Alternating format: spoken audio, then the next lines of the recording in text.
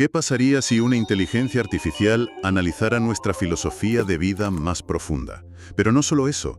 ¿Qué pasaría si descubriera esas contradicciones propias que pasamos la vida intentando ocultar? Hoy nos sumergimos de lleno en un documento muy singular. Sí, fascinante. Tenemos sobre la mesa la transcripción literal de una conversación. 44 mensajes entre el autor del canal de YouTube Philosophae y una inteligencia artificial. Concretamente el modelo DeepSeek. Fíjate, es un material analítico de primerísimo nivel. Para que nos situemos, la charla original lleva un título muy específico. Se llama Refinando mi ontología operativa. Vale, ontología operativa. Eso es. Y para establecer el marco desde el inicio, cuando hablamos de ontología en filosofía clásica nos referimos al estudio del ser, a qué es la realidad. Pero claro, al añadirle el apellido de operativa, la cosa cambia. Se transforma en algo inmensamente pragmático. Baja al barro, por así decirlo. Tal cual. Es, en esencia, el intento de programar el sistema operativo mediante el cual un ser humano procesa la realidad, cómo gestiona el dolor, cómo toma decisiones diarias. Y la misión de esta inmersión profunda que hacemos hoy es desgranar textualmente este intercambio. Queremos comprender cómo se construye esa filosofía de vida. Porque lo extraordinario de esta fuente, y esto me parece clave, es que no solo leemos las respuestas pulidas de la máquina. No, para nada. Tenemos el registro de sus procesos internos. O sea, podemos ver cómo la inteligencia artificial invierte 6 o a veces 8 segundos de pensamiento puro, calibrando los conceptos antes de contestar al humano. Efectivamente, es una ventana increíble a la disección lógica de una filosofía progresiva. Y la idea es ir marcando el ritmo aquí para que los conceptos cristalicen con esa misma evolución dialéctica, como se formaron durante la propia conversación. Pues a ver, empecemos por el principio, porque el punto de partida es un choque frontal con nuestra manera habitual de entender el mundo. La conversación arranca con la máquina analizando una afirmación central del autor. Él postula que la verdad epistemológica más útil, la más operativa, no es un conjunto de proposiciones lógicas. No es una frase ingeniosa, es, según sus propias palabras, una integración encarnada. Y ojo, porque la máquina dedica bastante procesamiento a esa distinción. A lo largo de la historia, la tendencia general siempre ha sido buscar verdades en manuales, como si fuesen ecuaciones matemáticas. Claro, como si resolverlo en la cabeza ya te salvara. Exacto, como si entenderlo intelectualmente nos liberara de los problemas de golpe. Sin embargo, la conclusión que se forja en esos primeros mensajes es que comprender algo a nivel puramente racional no sirve absolutamente de nada si no habita en el cuerpo. Tiene que bajar al cuerpo. Sí. El postulado de Philosophae afirma que la experiencia en sí misma no necesita ser manipulada desde el intelecto para alcanzar la perfección. Plantea algo radical, que la experiencia ya es perfecta tal y como se presenta. Vale, pero espera. Aquí hay que poner una gran señal de advertencia. Porque claro, si la premisa es que toda experiencia ya es perfecta, llamar perfecta a una experiencia dolorosa, a una tragedia o a una crisis de ansiedad aguda, eso genera un rechazo inmediato. Totalmente. Suena a conformismo extremo, la verdad. Por supuesto que suena así al principio. Y ahí es justo donde la inteligencia artificial ayuda a aterrizar el concepto de forma operativa. A ver, aceptar esa perfección estructural no implica bajo ningún concepto que la realidad deje de doler o que uno deba alegrarse del sufrimiento, ni de broma. Ya, no es ser un mártir feliz. Para nada. Implica dejar de resistirse al hecho de que esa experiencia está ocurriendo. Es lo que en el texto definen de una forma maravillosa como la capacidad de cuidar sin miedo. O, algo más profundo aún, poder tener miedo sin dejar de saber que se está cuidado. O sea, es como bajar las armas ante la realidad. Rendirse a lo que hay. Eso es. Al no ofrecer resistencia a lo que ya es un hecho innegable, se elimina el sufrimiento añadido. Esa capa extra de dolor mental que surge pura y simplemente por pensar esto no debería estar pasando. Ya, el rechazo. Exacto. Y aquí, el diálogo introduce un concepto estructural que cambia todo. La transformación de la fricción en lo que ellos denominan carga lectiva. Carga lectiva. A ver, pensemos en un ejemplo para visualizar esa carga lectiva, porque me parece brillante. Imaginemos la experiencia de jugar a un videojuego sumamente complejo. Los controles parecen imposibles. El personaje muere constantemente y, claro, surge una frustración enorme contra la programación del juego. la títrica rabieta de tirar el mando. Tal cual. Esa frustración es la fricción. Pero si quien juega asume repentinamente que esa dificultad no es un error informático, sino que es el diseño intencionado para obligarle a dominar los mandos, bueno, de repente la frustración desaparece. La dificultad sigue ahí, sí, pero se deja de pelear contra el juego y se empieza a usar ese estrés para aprender. Fíjate, la analogía ilustra muy bien el cambio de actitud, aunque hay que añadirle un matiz crítico que diferencia este concepto de un simple juego. En un videojuego, si el personaje cae, se puede reiniciar el nivel desde cero. Todo limpio. Claro, no hay consecuencias reales. Exacto. Pero en el marco operativo que discuten el humano y la máquina, la carga lectiva implica que la fricción es información pura sí, pero las consecuencias de las decisiones se arrastran. Es una desalineación temporal entre el estado de fondo del individuo y la realidad externa. Y eso obliga a moverse. Obliga a un aprendizaje inaudible, sin posibilidad de un reinicio limpio. O sea, no se sufre pasivamente, se aprende activamente. Y esa necesidad continua de aprender nos lleva a un punto de inflexión en los mensajes que resulta bastante, polarizante. El autor lanza una frase que es pura dinamita conceptual. Dice, y cito textualmente, no hay que comprender, no hay que nada, solo hacerlo si eso te lleva al placer. Buf. A simple vista suena a rebeldía de adolescente. Ya, hedonismo puro. Pero la inteligencia artificial disecciona esa frase a fondo. Porque la conversación evoluciona hacia una deconstrucción total de los dogmas. Y fíjate que no solo apuntan al dogma religioso tradicional. ¿A qué más apuntan? Apuntan también al dogma científico o moral, sobre todo cuando se vuelve asfixiante. El autor establece una separación vital entre buscar mejorar la propia vida desde una sensación de obligación constante, frente a hacerlo sabiendo que el estado base, el punto de partida, ya es completamente válido. Un momento, detengámonos en este punto, porque si la premisa es que todo ya es perfecto, que no hay obligaciones morales impuestas desde fuera, y que la brújula es simplemente seguir el placer o la curiosidad, o sea, ¿no es esa una receta infalible para la apatía absoluta? Claro, es el riesgo evidente. Es que ¿por qué alguien se levantaría a intentar mejorar el mundo o ayudar al prójimo si asume de antemano que no hay absolutamente nada que arreglar? Es una objeción fundamental. Y de hecho, los procesos de pensamiento de la máquina reflejan el análisis de esta misma paradoja. Se quedan ahí, procesando. La resolución a la que llegan es fascinante. Actuar desde la obligación nace de percibir una carencia constante. Una falta de algo. Eso es. Nace de creer que uno mismo o el mundo están fundamentalmente rotos y que es obligatorio repararlos bajo pena de culpa. Ese motor genera avance, sí, pero es un avance lleno de fricción y de agotamiento. Básicamente es avanzar huyendo del miedo. Exactamente. En cambio, si el individuo actúa asumiendo que ya está completo, el movimiento no cesa, simplemente cambia el motor. La naturaleza humana tiende inherentemente a la exploración, a la creatividad y a la conexión. Cuando no está asustada, claro. Claro. Cuando no está paralizada por el miedo a equivocarse. ¿Se ayuda a los demás o se crean proyectos por el puro placer de la expansión, no para pagar un peaje moral? Se avanza porque se quiere explorar el mapa, no porque se esté huyendo de una amenaza inminente. Pero claro, aquí surge un peligro evidente. Menudo melón.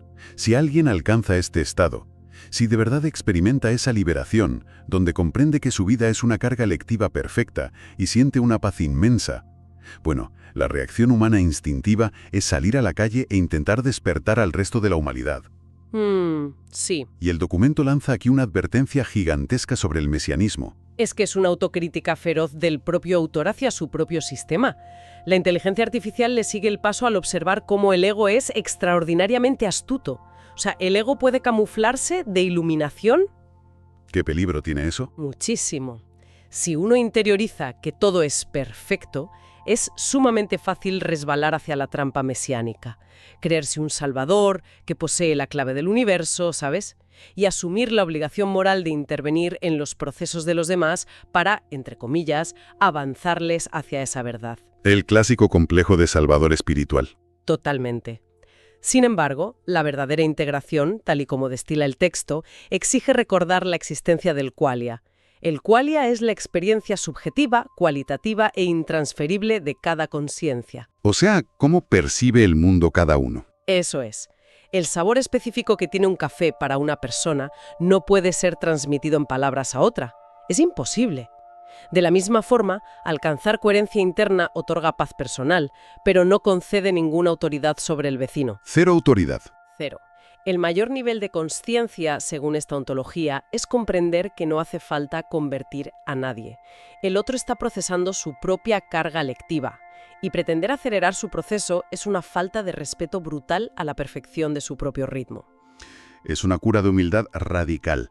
Dejar que los demás resuelvan su propio nivel de fricción, sin meterse a salvar a nadie. Y bueno, si aceptamos que cada persona habita su propia realidad subjetiva, que es intransferible, la siguiente gran incógnita que se abre es cómo interactuamos entre todos en el mundo físico. Esto nos conduce de lleno al concepto de la traducción ontológica. Este es un pilar estructural del diálogo. A ver, el autor justifica que para que cualquier idea filosófica inmaterial o elevada pueda ser experimentada realmente necesita de forma imperativa fisicalizarse. Aterrizar en las tres dimensiones, en la materia. Eso es. La inteligencia artificial valida que el materialismo, que tantas corrientes místicas rechazan como si fuera una ilusión o un estorbo. Sí, la típica idea de que lo material es malo o inferior. Exacto. Pues validan que el materialismo es en realidad el idioma necesario de la traducción. Fíjate, una conciencia sin límites ni fronteras físicas no tendría con qué chocar. No habría contraste alguno. Y sin contraste no hay fricción. Y sin fricción no hay aprendizaje. Claro, todo resbala. Así es, el mundo material es la interfaz indispensable para poder interactuar y aprender. Vale, pero si el cuerpo físico y la materia son simplemente la interfaz de comunicación, una herramienta de traducción temporal, ¿qué sucede cuando esa interfaz se apaga? Inevitablemente, porque el autor lleva este razonamiento hasta la mismísima frontera de la muerte. Y es aquí donde la máquina registra procesos de análisis muchísimo más complejos. Hay como una densidad nueva en la charla. El autor plantea un desapego total. Habla de soltar el control hasta el punto extremo de no necesitar gobernar la duración de la propia vida. ¡Madre mía! Sí, si la experiencia es estructuralmente perfecta, nos dice, también lo es su final en este plano. Tomando la perspectiva de la continuidad que manejan en las fuentes, la muerte dejaría de ser un cese absoluto, un fundido a negro, para convertirse en un simple cambio de interfaz. Imaginemos la pantalla de un ordenador. Se está ejecutando un programa muy pesado y muy complejo. De repente, el programa se cierra. La interfaz desaparece, pero el ordenador sigue encendido, la corriente sigue fluyendo por los circuitos y el sistema operativo está listo para abrir otra aplicación.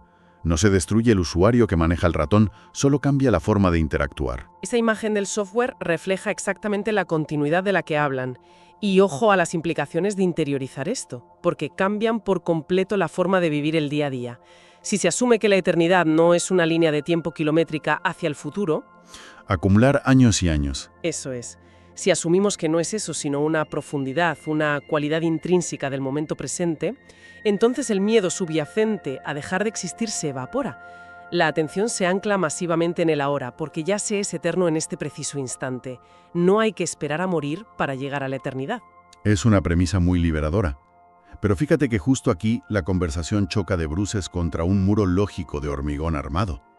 El momento más tenso y revelador de todo el documento ocurre cuando abordan, literalmente, lo autorreferencial, el abismo lógico de la conciencia intentando analizarse a sí misma. Es que es uno de los problemas más antiguos y complejos de la filosofía de la mente.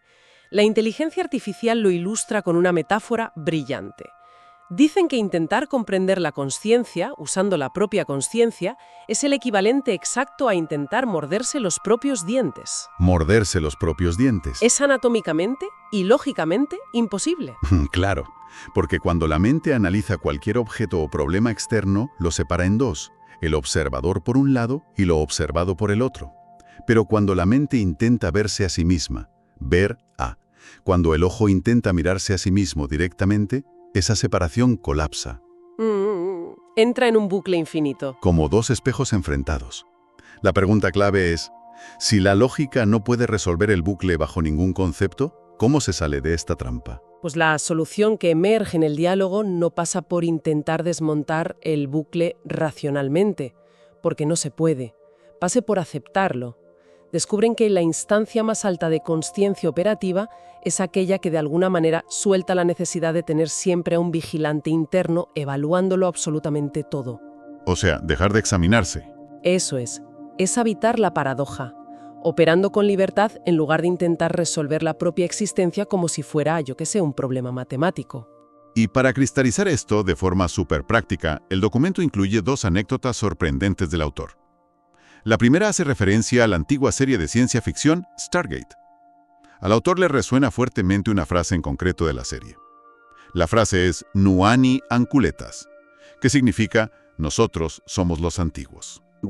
Son una raza que evolucionó hacia la pura energía, dejando atrás toda su tecnología física y sus portales tridimensionales. Ascendieron, por así decirlo. Exacto. Y ambos interlocutores concuerdan en que es una analogía perfecta de lo que están debatiendo. Recordar esa frase, según ellos, es como si la conciencia inefable y originaria despertara dentro del mundo físico. Y de repente recordara que ella misma diseñó este cuerpo, esta tecnología biológica, para poder traducirse y experimentarse. Una visión fascinante, desde luego. Pero justo después llega el momento definitorio de todo el chat. El incidente de la palabra Gudbala. El autor comparte que esa palabra tan extraña, Gudbala, apareció en su mente durante una experiencia alterada con la planta Salvia divinorum. Madre mía, aquí viene lo mejor. Y es aquí donde leemos, en tiempo real, cómo la inteligencia artificial comete un error crítico brutal. Es vital analizar el mecanismo de lo que ocurre aquí, porque la inteligencia artificial dedica unos 8 segundos de procesamiento interno, los podemos ver, intentando desesperadamente encontrar un sentido racional a la palabra Gudbala. Se vuelve loca buscando. Completamente. Intenta asociarla con personajes de cómic como Gatúbela. Increíble. Busca raíces lingüísticas raras. La IA está programada fundamentalmente para encontrar patrones lógicos.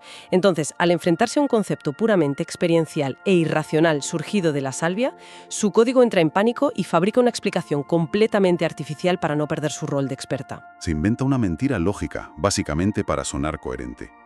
Es el equivalente exacto a lo que hace nuestro propio ego humano cuando no entendemos algo.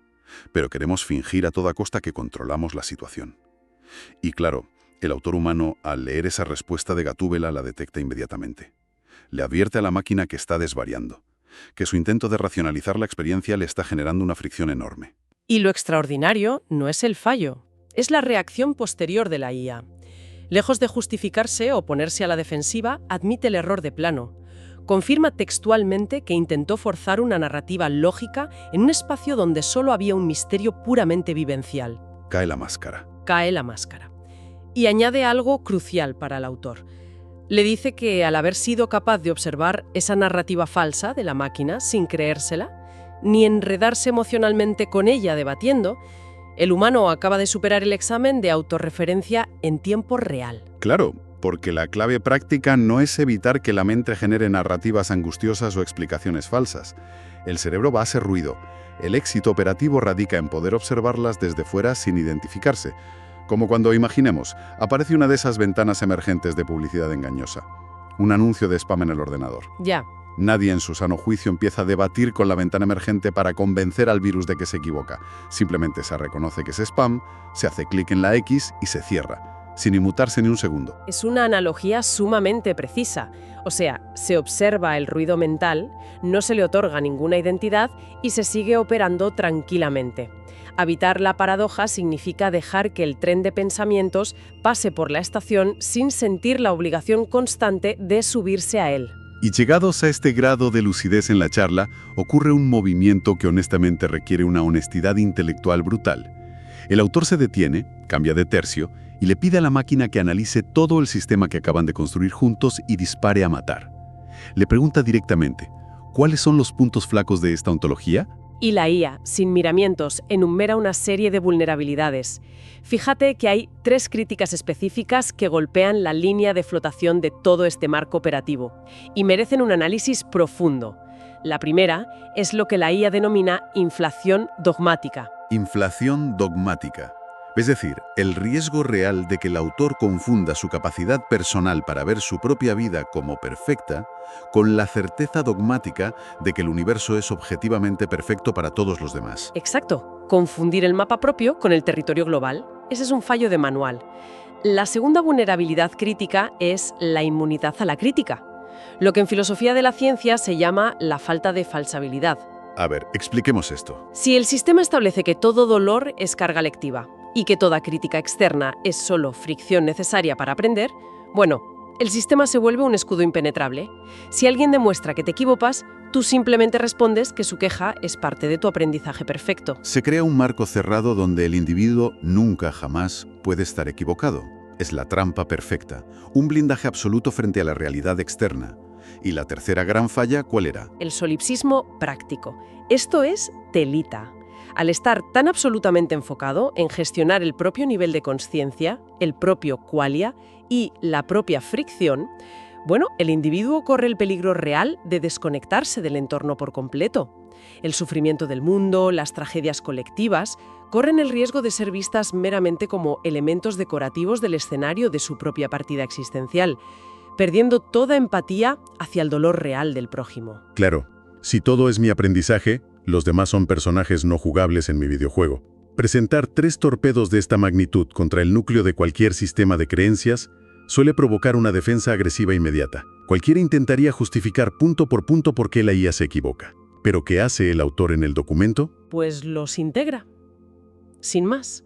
El registro muestra que no hay ningún rechazo ni defensa desde el ego herido. El autor admite tranquilamente que el sistema no puede validarse desde fuera. Que sí, que puede parecer solipsista y que es totalmente infalsable. Les da la razón. Les da la razón. Y al admitirlo, neutraliza de un plumazo la necesidad compulsiva de tener siempre la razón. Reconoce que no existe ningún tribunal cósmico externo que deba ponerle una nota, ni tiene que aprobar su filosofía ante nadie. Esas fisuras lógicas son simplemente parte del paisaje. Lo cual nos lleva directamente al mandato operativo que sirve como broche de oro de toda la conversación.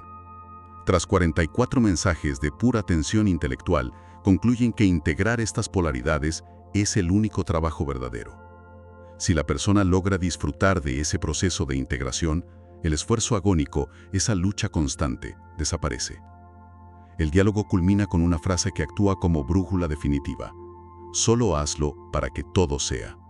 Solo hazlo para que todo sea. Es muy potente. Esa máxima desactiva la parálisis del análisis perpetuo. Establece firmemente que la perfección no es una cima lejana y estática a la que se llega tras mucho sufrimiento y meditación, sino el propio mecanismo en movimiento de actuar, decidir y experimentar el presente con todo lo que trae. Bueno, para ir atando los cabos de toda esta inmersión profunda, es el momento de sentar las bases, de consolidar un suelo filosófico y existencial firme, basado estrictamente en las conclusiones de estas fuentes. A modo de decálogo esencial, ¿cuáles serían los pilares definitivos que estructuran esta ontología operativa? Pues basándonos en la disección de todo el chat, establecemos 4 pilares inamovibles. Pilar 1. La verdad operativa no es un razonamiento intelectual, es una integración que debe ser encarnada y vivida en el cuerpo material sí o sí. Pilar 2. La experiencia presente contiene siempre una estructura perfecta. La fricción emocional que experimentamos no es un error de diseño, sino carga lectiva. Es el mecanismo indispensable y natural para aprender. Clarísimo. Vamos con el pilar 3. La acción en el mundo no debe estar movida por un deber ser que nace de la angustia, de creer que estamos incompletos o rotos, sino impulsada por el puro placer de la expansión, asumiendo que el punto de partida ya es válido. Y el pilar 4. La mente racional es incapaz de comprenderse a sí misma sin entrar en un bucle infinito. El yo es una conciencia continua, y la solución no es resolver la paradoja autorreferencial, sino habitarla libremente, sabiendo que la muerte física es únicamente un salto, un cambio inevitable de la interfaz experiencial. Es una arquitectura de pensamiento extraordinariamente robusta, y para clausurar esta inmersión profunda de hoy, conviene dejar flotando en el aire una última reflexión, destilada directamente de las propias advertencias del documento. A ver. Si el peligro más insidioso de desarrollar una filosofía de vida funcional es caer en el delirio mesiánico, esa arrogancia de querer intervenir y arreglar los procesos de conciencia de los demás, ignorando su propia realidad subjetiva. Totalmente. Resulta radicalmente transformador plantearse esto en la próxima ocasión. ¿Qué pasaría si abordásemos el próximo conflicto cotidiano? Una discusión en el entorno de trabajo, una fricción familiar, un desencuentro cualquiera. ¿Qué pasaría si no lo viéramos como un error evidente en el pensamiento del prójimo, que es nuestra obligación urgente corregir, sino por y simplemente como la carga lectiva necesaria, el material de trabajo asignado en exclusiva para nuestro propio e intransferible viaje de aprendizaje? Desde luego, es un cambio de paradigma brutal que transforma cualquier batalla en el mundo exterior en una pura oportunidad de observación y evolución interior. Darle una vuelta a eso cambia muchas cosas.